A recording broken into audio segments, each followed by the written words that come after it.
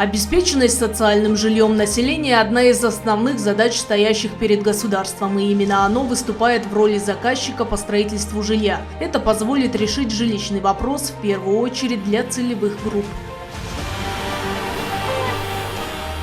В этом и следующем годах 13 тысяч человек, которые стоят в очереди на квартиры под ипотеку, получат свою недвижимость. Об этом в прошлом году сообщил президент Садыр Джапаров, подчеркнув, что он изменил политику государственной ипотечной компании. Мен келгенде бул ипотекалык компания деп банк сыяктуу эле болуп калган компания экен. Банктан кредит алып, анан 14% менен ипотека аласың, 30%ын алдын ала төлөйсүң деген.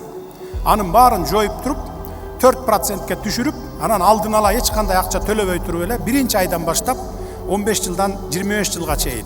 Заявки на получение ипотечного жилья подали более 100 тысяч человек, однако электронная система ГИК одобрила порядка 21 тысячи. Остальные не подошли по критериям. А это может быть неправильное заполнение заявки или наличие жилья у участников программы. Льготную ипотеку выдают под 4% годовых сроком до 25 лет без первоначального взноса, а доступную ипотеку под 8% годовых с первоначальным взносом.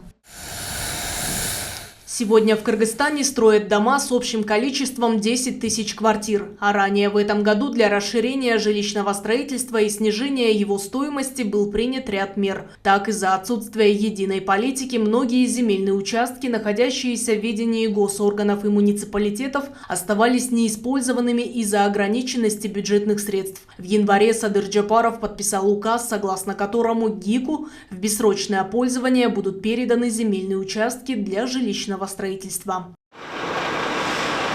В ходе своей рабочей поездки в Джалалабадскую область Садыр Джапаров ознакомился с ходом строительства многоквартирных ипотечных домов, подчеркнув, что в дальнейшем государство будет увеличивать строительство социального жилья, чтобы предоставить нуждающимся ипотечные квартиры по льготным процентам. Для этого по всей стране начнется строительство многоэтажных домов. Ознакомившись с ходом строительства, глава государства напомнил необходимость строгого соблюдения строительных норм и применения качественных материалов.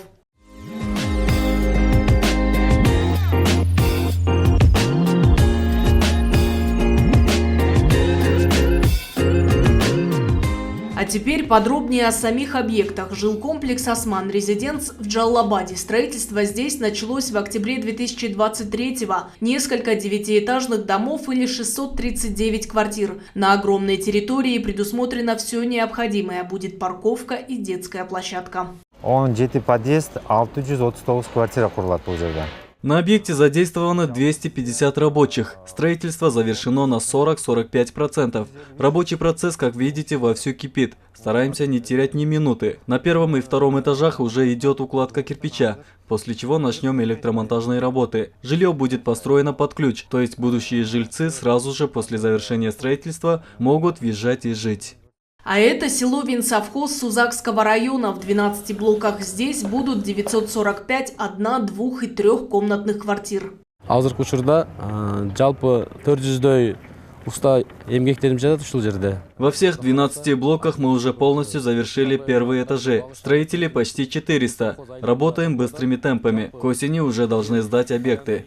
Другой объект из 5 блоков. Более 300 рабочих уже завершили строительство минус 1-го и минус 2-го этажей. В блоктон перекрытиясына бетон алган.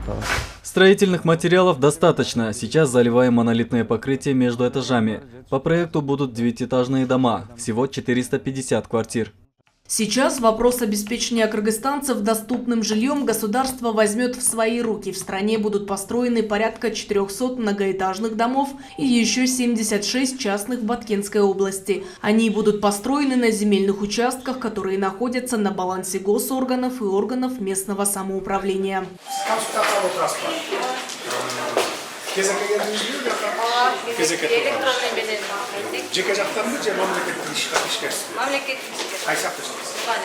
Kaç komnat kvartal aldınız? 4 balasta. 3 komnat. 3 komnat kaldı. Ayına kaça töledik şunda? 15-20 milyon falan. 60 bin lira, 15 milyon kvartira öğretmesine kalmanı ciddi var mı? В Бишкеке же тем временем продолжается строительство 3 объектов. Жилье под ипотеку на протяжении долгих лет государство предоставляет через ГИК, но только госслужащим. Ипотечное кредитование, однако, станет доступным для всех кыргызстанцев. А на каких условиях, президент Садыр Джапаров рассказал в январе. Например, гражданин, желающий приобрести квартиру, может внести половину от ее стоимости заранее, а вторую часть от стоимости он может выплатить на условиях ипотеки сроком до 10-15 лет.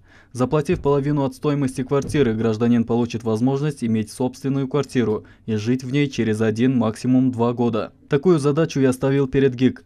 Почему? Недавно мошеннические компании, обманув людей, участвовавших в долевом строительстве, находятся в бегах. А теперь люди остались без домов и без денег. Поэтому я принял такое решение. Отныне вопрос приобретения гражданами квартир будет решать государство через ГИК.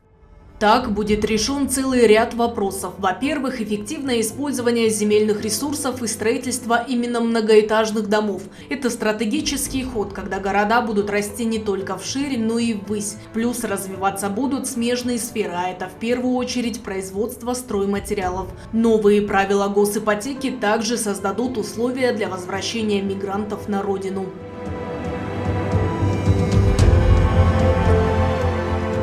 Аяна Дюшикеева, Азамат Джапаков, Элату 24.